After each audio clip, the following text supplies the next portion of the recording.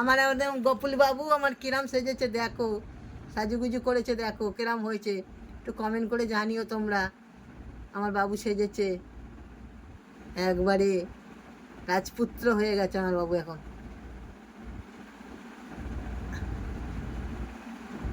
এদেরকেও সাজিয়েছি, এবার এখন ড্রেস ফ্রেস পরাবো।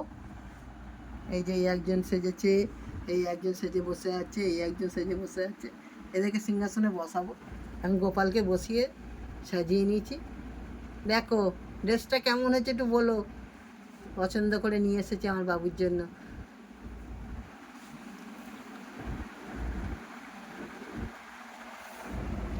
দোলে রাই কিশোরী দোলে, আজ দোলারে দোলে দোলে,